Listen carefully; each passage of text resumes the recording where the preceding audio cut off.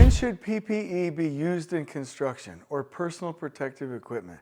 In this video, I'm going to talk briefly about the parameters and the mindset that we can have with personal protective equipment and how we can approach it on the project site in order to really be successful with our safety culture. And I think you're going to love this, and I think you can take my approach and adapt it to how you want to lead. I also have covered this more extensively with very detailed specifics. We'll link you to that video as well. This is going to be a short video showing my perspective of when PPE should be used in construction. So stay with us.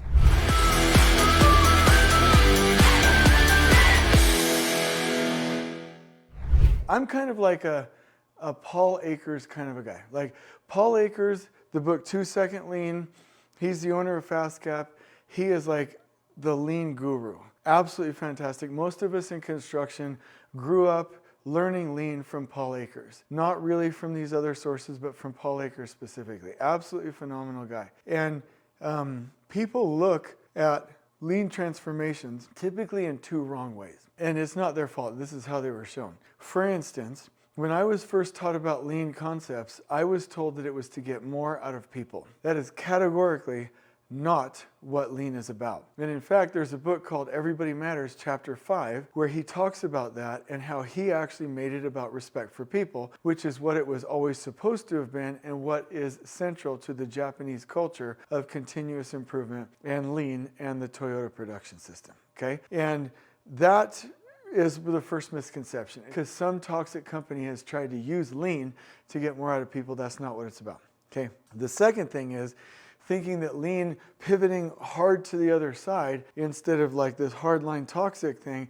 turning it into, which I don't have a problem with butterflies, kittens, and unicorns, but turning it into butterflies, kittens, and unicorns where there's no accountability whatsoever. That's wrong as well. Wrong, wrong. If you actually go look at lean organizations that have made the change, they have a culture that looks like this. It's completely stable, the clarity is there, and the rules of how we do things are pretty unyielding. And it's all to bless and benefit people. So you have stable environment to bless people. Stable environment to bless people. Over here, where it was like, hey, we're going to use the lean to get more out of people, it's forget about the environment, control people. That's wrong. The butterflies and kittens side of lean is like, hey, let's not create any stability or hold anybody accountable. Let's just expect human beings to do the right thing. Our genetic programming is not going to let us do that. I believe humans are good inherently. They're conscious, their soul, whatever's back here. But if humanity is going to rise to the level of excellence that we can obtain, we cannot count on genetic programming to help us at all. Our genes, whether designed by God or a fact of evolution, are here to survive, and that's it. There's no moral code in genetics whatsoever. And so we have to understand that real lean implementations are helping through shaping the environment, helping humans to toe the line and do the right thing so that they can be happy and respected and healthy in their sphere. It's all about respecting people. So that seems like they don't work together, but they do work together. Could you imagine going into Paul Akers' factory or Toyota in Japan or any other company that's like really got this figured out and not being safe and thinking they would tolerate it? Do you think you could go to that company, work there, and not attend their huddles and that they would tolerate it? Do you think that you could go do half-hearted work and pass down defects and think they would tolerate it? Or dissent, or like hurt the culture and think they would tolerate it? If you think they would, you are gravely mistaken. But once you understand that they are unyielding with their culture, that is actually where people thrive at their best and at their happiest, because they have a beautifully clean, safe, organized environment, and they can actually use their genius on innovation instead of managing waste. So here's my thing. In construction, it's the same thing. PPE is a litmus test or an indicator of the health of the project and the safety behaviors of the people. Let me say this. If somebody was lying down on the ground right now, they're either taking a nap or they're having a hard time medically. So you'd be like, hey, are you okay? Are you okay? If you didn't know they were napping, and you actually thought something was wrong, and they didn't wake up, and you'd see if they're breathing. Oh, I don't sense breath. You would check their pulse. The pulse is an indication of whether or not they're okay. If you didn't feel a pulse, you would call 911, get help, and start administering first aid CPR. Okay, so we all got that. It's an indicator. If a job site team will not wear PPE and will not keep the job site clean, then they will not do anything else right. I just want everybody to know that. Over and over in my career, I've had little spots where I got weak on this, and I'm like, yeah, they didn't really pass the orientation. Yeah, I'm going to give them a pass on the safety glasses. And then literally 30 minutes later, I find them not wearing their fall protection, and they're about to die. Every single time that I was lenient about PPE, then later something larger happened. Here is a fact. You can believe me or not believe me, it's your career, and you are responsible for the impact that you have on people's lives. If the person won't wear their safety glasses, they will not wear their fall protection, period. If they won't wear their hard hat, they will not be safe with shoring. If they will not wear their vest, they will not be safe in panels with the lockout tagout for live electrical systems. It's a fact. So the way I run it is that everybody on site, as soon as you cross that fence, you have your boots, your pants, your shirt with sleeves, you have your high visibility vest, your gloves, your hard hat, and your safety glasses all properly on 100% of the time.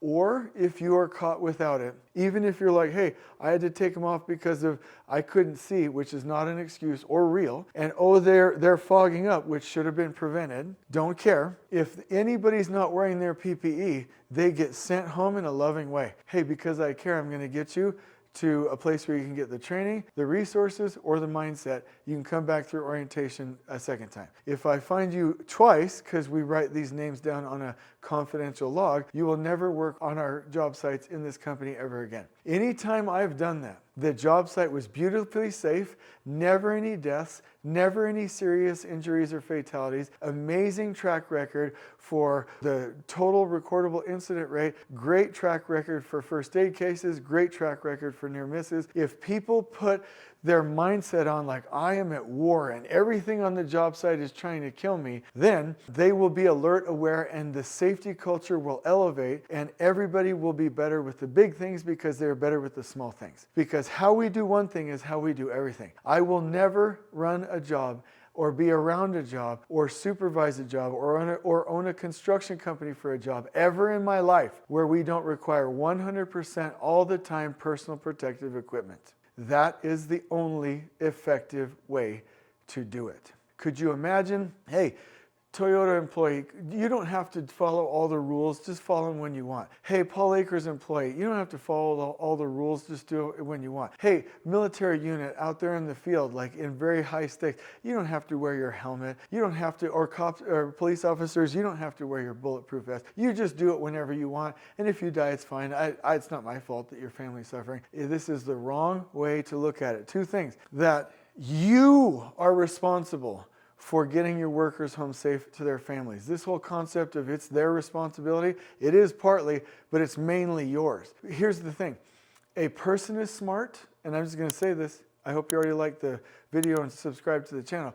A person is smart, people are stupid. That is a fact. If you get somebody one-on-one, they're intelligent, they are gracious, they are kind, and they won't do these horrible things that you see on the news, like bullying somebody or lighting them on fire or like doing horrible things at parties. But when you get people into a social group and one stupid thing leads to another, then that's when human beings become stupid, okay? As a group. And so it is your job as the project leader to understand that crews come in as people, the workers come in as people, and if we truly love and respect them and see them for who they are, which is they are our heroes, they are amazing human beings, we will understand that their true nature is to do the right thing, and we have to overcome the social group that will pull them down. And so it's our job to make sure they're wearing their PPE. Don't ever say it is only on them to wear their PPE and it's only on them to get home safe to their families. If you think for 1 minute that they're going to survive in their own social group if that individual social group doesn't enforce PPE, that they're going to break the mold as an individual and override the social group, you are wrong. You as the project leader have to override that social group. It is your job. Second, the culture and the success of your project is determined by the worst behavior you're willing to tolerate. The worst behavior that there is on a project site is people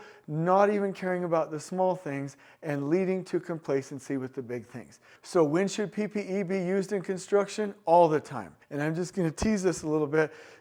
United States, there's no reason for any job not to do this. I don't want to see people out there with glasses like this. You got to have safety glasses. Mexico and Canada, this isn't anything against them, but I see people with shorts on, get rid of the shorts. Full-length pants.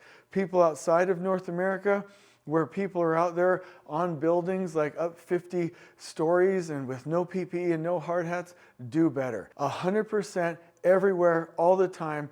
Humans can do it. They're smart. We have to override these social groups that tear them down. So that's when it needs to be used. I'll turn this into a blog post. Feel free to comment below. On we go.